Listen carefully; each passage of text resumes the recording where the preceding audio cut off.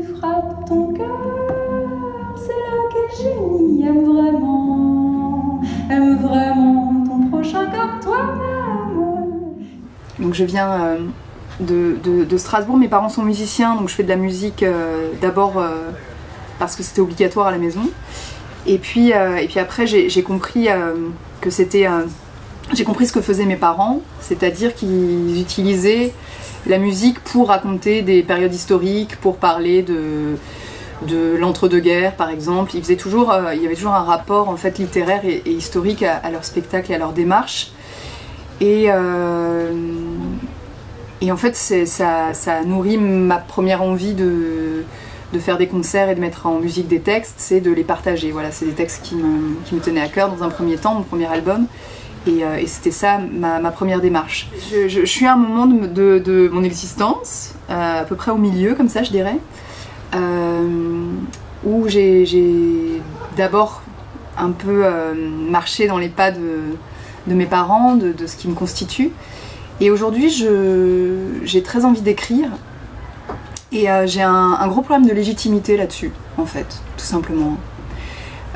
Et de légitimité en tant que moi, femme, là, à me dire à qui ça va intéresser ce que je peux écrire, et dans le paysage que je connais des musiques actuelles.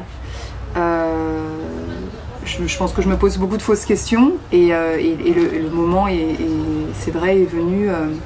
Voilà, je me sens poussée à vouloir écrire, donc c'est vraiment le bon moment.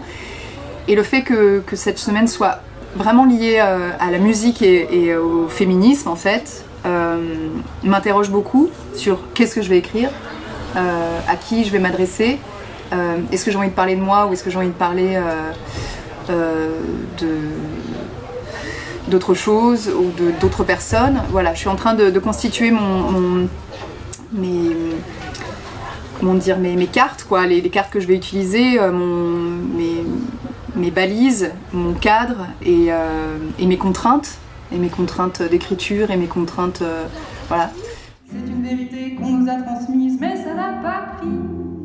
Je me définis pas en fait à chaque seconde de mon existence par mon genre, quoi. Et je regarde pas le monde à travers ce prisme-là, très rarement. En tout cas pas de manière consciente. Et du coup, je me rends compte depuis que je sais que je vais être là pendant cette semaine, je me rends compte de beaucoup de situations dans lesquelles je suis où, en fait, malgré moi, je suis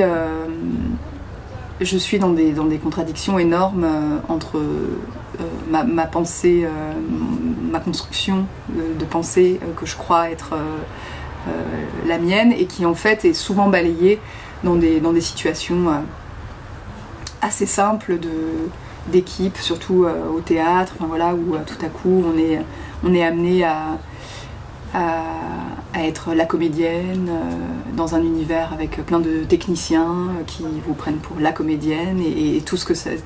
En fait, je sens souvent quand je marche dans un théâtre tout ce qui me précède, tout ce qui me suit. Enfin, j'ai l'impression de pas du tout être juste moi, j'ai l'impression d'avoir déjà de devoir prendre en charge tout ce qu'on imagine d'une comédienne, quoi. Et ça, c'est assez lourd. Je l'ai nommé, enfin je me le suis dit, mais là ça me paraît encore plus énorme et à la réflexion. Et dans le milieu de la musique, c'est vrai que je me suis pas beaucoup posé la question non plus de comment les femmes... mais parce que aussi assez tôt, je crois que j'ai été assez violentée par des regards de femmes sur mon travail, de jalousie, de trucs comme ça, qui m'ont vraiment saoulée, quoi, qui m'ont vraiment fatiguée très vite. Et donc je me suis dit, je reste dans mon coin, je fais ce que j'ai à faire. Et évidemment, je joue dans des festivals, je rencontre des gens, mais c'est vrai que je reste sympa, mais je vois très bien dans les regards souvent autour de moi qu'il y a parfois de l'animosité. parce que pour plein de raisons, parce que parfois je tourne plus que d'autres, parce que ils estiment que peut-être je chante moins bien que d'autres, ou peut-être que je suis moins musicienne que d'autres, ou peut-être que j'ai trop la chaise entre deux culs tout le temps parce que je suis entre le théâtre et la musique, et que du coup, enfin bref, je suis ultra parano là-dessus parce que je sens effectivement qu'il y a une certaine animosité, et que du coup effectivement je me suis assez vite mise un peu dans mon coin, quoi. C'est une vérité qu'on nous a transmise, mais ça n'a pas pris. Le féminisme, ça me questionne beaucoup. Après, là, je lis énormément et je vois à quel point il y a des courants extrêmement contradictoires aussi, et que des violemment contradictoires, et aussi beaucoup de violence parfois, qui moi me laissent vraiment, me refroidit tout de suite. Je suis pas du tout, j'ai pas du tout envie d'une guerre des sexes, quoi.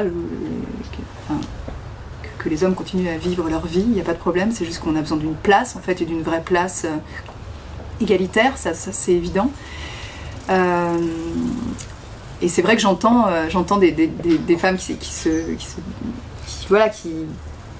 parfois sont très provocatrices en disant que, enfin, c'est des courants féministes qui expliquent que parfois, enfin, qu'il y a des disparités, qu'il faut qu'on fasse avec, et qu'il faut aussi qu'on arrête de vouloir être toujours ultra protégée en tant que femme, et qu'il faut aussi prendre les devants, etc.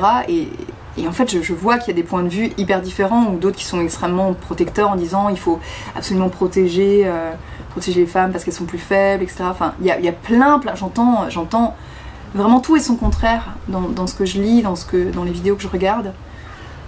Et donc je me dis que ça doit pas être évident, enfin déjà pour moi c'est pas évident de m'y retrouver, donc oui, c'est pas évident, je trouve, le féminisme. J'ai l'impression que tout le monde, s'y réfléchit bien, peut se dire humaniste féministe.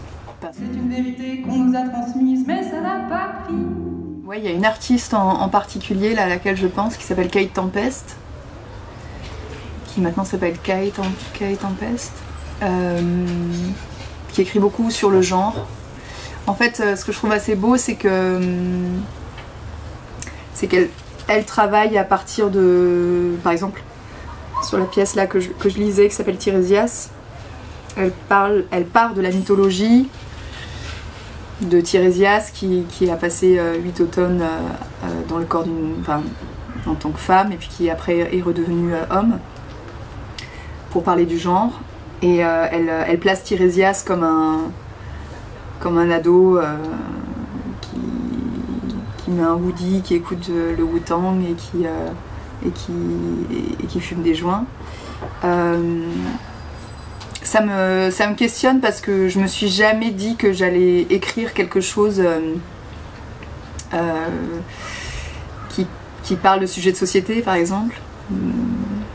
Et en même temps, j'écoute beaucoup Colette Mani, qui est déjà quelqu'un de très engagé, mais dans plein de sujets, pas forcément, même si Ras la trompe, c'est une chanson qu'on peut dire féministe.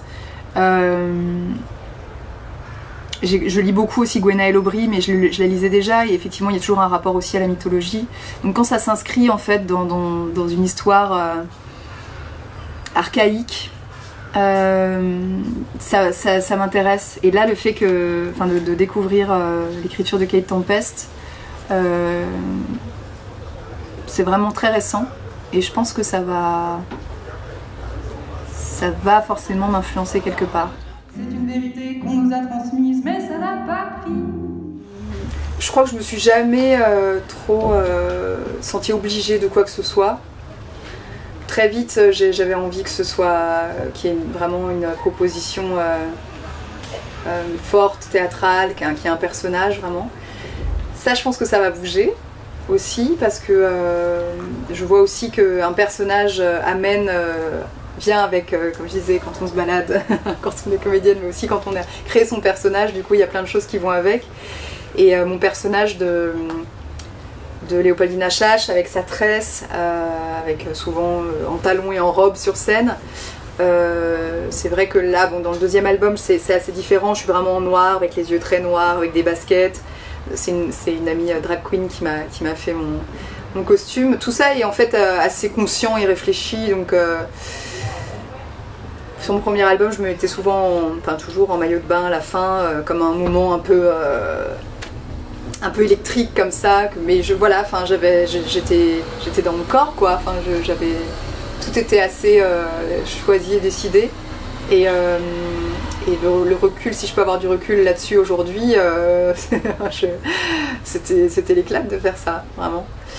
Même si maintenant, voilà, j'ai envie presque de... C'est pour ça que je viens aussi cette semaine habillée, vraiment comme je suis dans la vie, parce que je sais pas encore exactement quel chemin va prendre mon esthétique, même mon image. Je sais même pas si je veux pas changer de nom, tiens. Frappe ton cœur, c'est là quel génie aime vraiment ton prochain comme toi.